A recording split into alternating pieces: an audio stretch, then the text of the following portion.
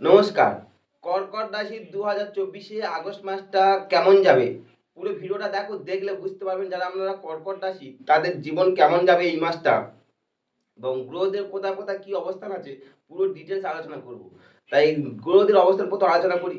কর্কট রাশি যেহেতু অধিপতি চন্দ্র, চন্দ্র শুরুতে সে মিথুন রাশিতে অবস্থান করছে এবং পুরো তো ২.৫ দিন অন্তর, অন্তর পরিবর্তন হয়। তা ২.৫ দিন অন্তর, অন্তর পরিবর্তন হয় এবং মাসের শেষে সে সিংহ রাশিতে অবস্থিত হয়ে থাকবে। চন্দ্র, রবি হচ্ছে আপনার দ্বিতীয় পতি, রবি হচ্ছে আপনার দ্বিতীয় পতি মানে সেকেন্ড ভাবের অধিপতি। দ্বিতীয় ভাবের অধিপতি রবি এখন বর্তমানে কোথায় আছে? সেটা আপনার রাশিতে অবস্থিত। আপনার রাশিতে নিজের ঘরে অবস্থান করছে, দ্বিতীয় পতি নিজের ঘরে অবস্থান করছে, যা খুবই শুভ। এবং ১৬ তারিখে সে রবি ঘর শিফট করবে, করে সিংহ রাশিতে প্রবেশ করবে। কর্কট থেকে শিফট করে মানে পরিবর্তন করে সিংহ রাশিতে প্রবেশ করছে ১৬ তারিখে এবং পুরো মাস জুড়ে এবং সে তোমার সিংহ রাশিতে অবস্থিত হয়ে থাকবে। বুধ, বুধকে আপনার তৃতীয় পতি দ্বাদশপতি, আপনার রাশি সাপেক্ষে তৃতীয় পতি দ্বাদশপতি, সে কোথায় আছে? এখন বর্তমানে সিংহ রাশিতে। ৫ তারিখে সে হচ্ছে রেট্রোগেট অর্থাৎ কি বক্রি হয়ে যাচ্ছে, বুধ বক্রি হয়ে যাচ্ছে। আপনার তৃতীয় পতি দ্বাদশপতি ৫ তারিখে দ্বিতীয়ভাবে বক্রি হচ্ছে। আচ্ছা, ২২ তারিখে আপনার ওই দ্বিতীয় ভাব থেকে শিফট করে আপনার রাশিতে ঢুকবে, মানে দ্বিতীয় ভাব থেকে শিফট করে আপনার রাশিতে একে ঢুকবে, মানে পরিবর্তনটা উল্টো পথ হচ্ছে কারণ ওটা বক্রি হওয়ার জন্য। শুক্র, শুক্রকে আপনার চতুর্থপতি একাদশপতি আপনার রাশি সাপেক্ষে সে এখন কোথায় বসে আছে? সিংহ রাশিতে অবস্থান হয়ে আছে, অর্থাৎ আমার রাশি সাপেক্ষে দ্বিতীয়ভাবে আছে। এবং ২৫শে আগস্ট সিংহ রাশি থেকে আমরা সে কন্যা রাশিতে এন্ট্রান্স করবে। ২৫শে আগস্ট, এইগুলো নোট করে রাখুন। ২৫শে আগস্ট অর্থাৎ কি দ্বিতীয় ভাব থেকে তৃতীয় ভাবে এন্ট্রান্স করছে। মঙ্গল, মঙ্গল হচ্ছে আপনার যেহেতু রাজ্যকারী গ্রহ, মঙ্গল স্পেসিফিক মঙ্গল হচ্ছে আপনার রাজ্যকারী গ্রহ। মঙ্গল হচ্ছে পঞ্চমপতি দশমপতি, পঞ্চমপতি দশমপতি, পঞ্চমপতি দশমপতি সে এখন কোথায় আছে? বৃষ রাশিতে একাদশে অবস্থান করছে, যা খুবই শুভ। পঞ্চমপতি দশমপতি একাদশে অবস্থান খুবই শুভ। ২৬ তারিখে একাদশ থেকে দ্বাদশে চলে আসবে, অর্থাৎ কি আপনার বৃষ রাশি থেকে মিথুন রাশিতে এন্ট্রান্স করবে, আপনার দ্বাদশ ঘরে চলে আসবে।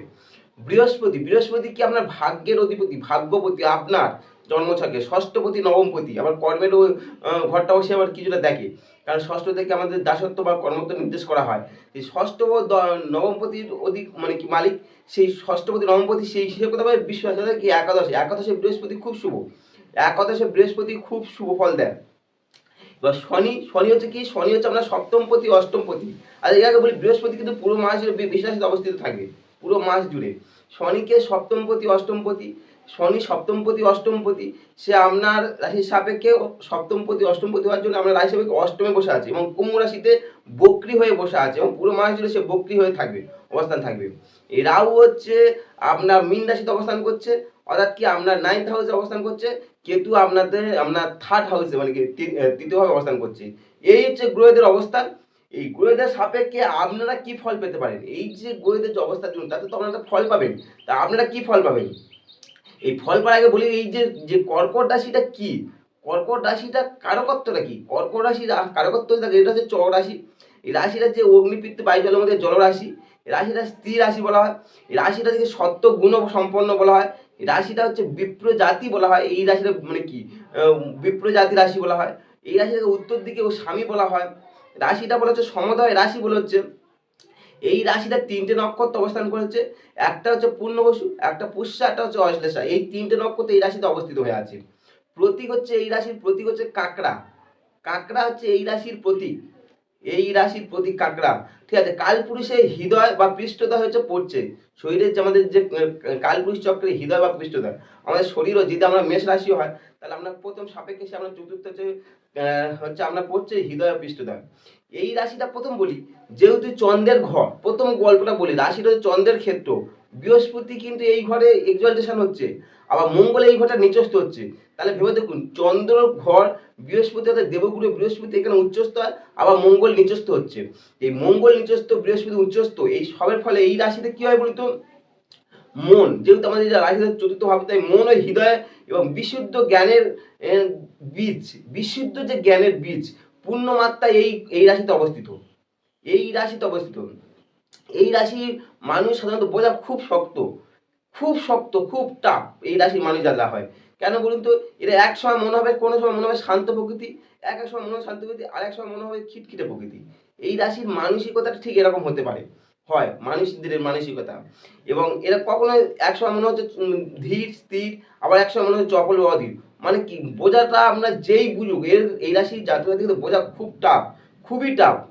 একসময় মনে করছে সে নির্জনতা ভালোবাসবে, আর এক সময় মনে হচ্ছে না সবার সঙ্গে মেলবন্ধন হয়ে থাকতে ভালোবাসবে, সামাজিকভাবে সামাজিক হতে পারে, সাদালাগি হতে পারে, নানা রকম।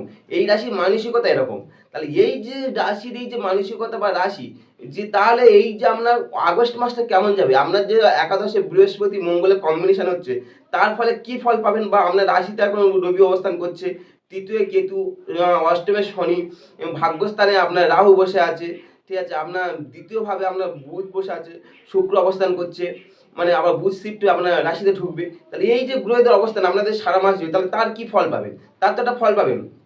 প্রথম বলি, এই যে 24 সালে যে আগস্ট মাসটা শুরু হচ্ছে বা আগস্ট মাস চলছে, ঠিক আছে, এই আগস্ট মাসটা আপনাদের যারা কর্কট রাশি জাতক জাতিকা, তাদের খুব শুভ ফলন, খুব শুভ। শুভ মানে কি 100% খুব ভালো রেজাল্ট পেতে চলেছেন, বিশেষ করে কর্মজীবনের দিক থেকে।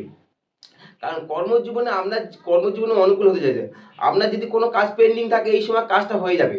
কারণ কি বলুন তো, প্রথম হচ্ছে বৃহস্পতি ষষ্ঠপতি, আবার নবমপতি। তা ষষ্ঠপতি নবমপতি, নবম মানে ভাগ্য, ষষ্ঠ সেখানে আমার কর্ম বিচার্য করা হয়। তা ষষ্ঠ নবমপতি সে কথা একাদশে, একাদশে বৃহস্পতি। আবার মঙ্গল হচ্ছে কি বলুন তো পঞ্চমপতি দশমপতি। মঙ্গল পঞ্চম ও দশমপতি, আর ইয়ে নবমপতি। আগে আমাদের গ্রহদের অবস্থান দেখে শুধু আমি বললাম, আমার কথা মিলিয়ে যে মানে কি বললো যে সব কথা হ্যাঁ হ্যাঁ দিলেন তা না। যে নবমপতি দশমপতির কম্বিনেশন তৈরি হচ্ছে, নবমপতি দশমপতি একাদশে অবস্থান করছে, মানে সব মিলিয়ে মাসটা কর্কট রাশি জাতক জাতিক যারা কর্মজীবন আছে খুব শুভ। শুভ মানে আপনার যত কর্ম পেন্ডিং থাকুক সব কিছু করে, বা আপনার কাজের প্রতি আগ্রহ বাড়বে, আরও নতুন নতুন কাজ করার প্রতি আগ্রহ বাড়বে, বা আপনার ঊর্ধ্বতন কর্তৃপক্ষ আপনার প্রতি লক্ষ্য রেখেছে, যাতে আপনি মানে কি আপনি যদি কোনো কাজ করেন সেটা তারা ভালো প্লিজ হয়ে যাবে আপনার প্রতি, আপনার আরও প্রশংসিত হতে পারেন। কর্মজীবনের ক্ষেত্রে আপনার খুব শুভ ফল পাচ্ছেন। কর্মজীবনে বেসিক কর্মজীবনের ক্ষেত্রে যারা কর্কট রাশি জাতক জাতিকারা এই মাসটা আগস্ট মাসে খুব শুভ ফল পাবে।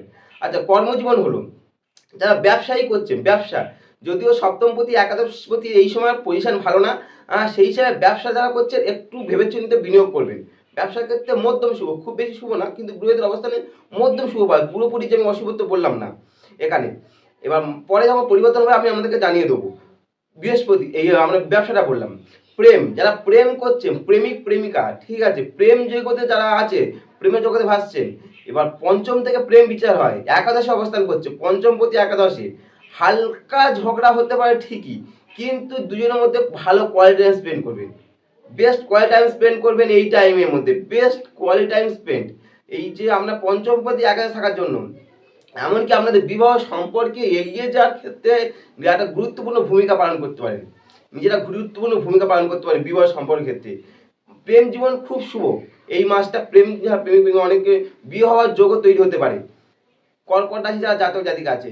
কিন্তু যারা বিবাহিত জীবনে মধ্যম শুভ ফল যেমন, কারণ সপ্তমপতি আমরা অষ্টমে সেখানে বক্রি হয়ে যাচ্ছে, যার জন্য বিবাহিত জীবন একটু হলেও মধ্যম শুভ ফল দেবে, একটু হলেও খুব ভালো শুভ তো ফল পাবে না। বিবাহিত জীবনটা মোটামুটি শুভ ফল পাবেন। পারিবারিক দৃষ্টিকোণ থেকে যারা মানে পরিবার নিয়ে চিন্তা করছেন, তারা পরিবারের দৃষ্টিকোণ তো খুব শুভ, কোনো সমস্যা নেই, পরিবার দৃষ্টিকোণ এই মাস খুবটা শুভ। আর শিক্ষার্থীরা যারা পড়াশোনার সেক্টরে আছে, এডুকেশন সেক্টরে আছে, প্রথম হলো পঞ্চমপতি নবমপতি দশমপতি, ফিফথ নাইন টেন, পঞ্চম থেকে শিক্ষা ধরা, বিদ্যা ধরা, প্রেম যেমন ধরা, বিদ্যা শিক্ষা ধরা হচ্ছে। নবম থেকে আপনার ভাগ্য, দশম থেকে আপনার মানে কি আপনার কর্ম, আবার সেইগুলো একাদশ মানে আমরা যে কর্মে যেটা করে সাফল্য, অর্থাৎ কি এডুকেশন সেক্টরে যে সেক্টরে আছে, এডুকেশনে খুব মানে কি আমরা খুব ভালো রেজাল্ট হতে চলেছে। ভালো শুধু না, খুবই ভালো রেজাল্ট হবে এডুকেশন সেক্টরে, রেজাল্ট ভালো হবেই আপনাদের কর্ম যারা মানে এডুকেশন সেক্টর আছে। স্বাস্থ্যের দৃষ্টিকোণ থেকে যারা আছেন, যারা হেলথের চিন্তা করছেন, ছোটোখাটো সমস্যা ভুগতে পারেন, বড় কিছু না, ছোটোখাটো সমস্যা ভুগতে পারেন। তাই স্বাস্থ্য সম্বন্ধে একটু সচেতন হন। অহেতুক চিন্তা করতে হবে না, যে খুব যে নেগেটিভ হবে তা না, অহেতুক চিন্তা, অল্প হালকা ঠান্ডা লাগা, হালকা সমস্যা, কারণ শনি যেহেতু আপনার অষ্টমে বক্রি হয়ে আছে, সেই হিসাবে হালকা কোনো সমস্যা হতে পারে, এইগুলো একটু সচেতন হন শরীর স্বাস্থ্য নিয়ে, আর কোনো বাকি কোনো সমস্যা থাকবে না। আর একটু হালকা মানসিক চাপ বাড়তে পারে, কারণ মানে সপ্তমপতি যেহেতু অষ্টমে রেট্রোগেট থাকার জন্য একটু হালকা মানসিক চাপ বাড়তে পারে। তাই যদি আপনারা মনে করেন ভগবান শিব, বিশেষ করে এই তো শ্রাবণ মাসে ভগবান শিব আর মা দুর্গা যদি আরাধনা করতে পারেন, বিশেষ করে শিব ও মা দুর্গা যদি একসঙ্গে যদি আরাধনা করেন, আপনার সমস্ত সমস্যা ক্লিয়ার হয়ে যাবে, আপনি আরও সুখী হতে পারবেন জীবন সম্পর্কে। আর যারা ভিডিও দেখছেন তাদেরকে আমার যেমন অসংখ্য যেমন ধন্যবাদ জানাই। নতুন চ্যানেলে প্রথম আসলে, চ্যানেল যদি প্রথম এসে থাকেন অবশ্যই এটা সাবস্ক্রাইব করতে পারেন, এটা আমার অনুরোধ রইল। তার নতুন নতুন সে হোক অ্যাস্ট্রোলজি হোক, পামিস্ট্রি হোক, নিউমোলজি হোক, বাস্তু হোক, ইন্ডিয়ান মাইথোলজি হোক, বা সামুদ্রিক স্বাস্থ্য হোক, বা আমাদের স্পিরিচুয়াল হোক, বা এই যে আমাদের মালদি যে হরোস্কোপ হলো, যাবতীয় তথ্য পেশ করব। যদি ভালো লাগে অবশ্যই সাবস্ক্রাইব করতে পারেন। নমস্কার।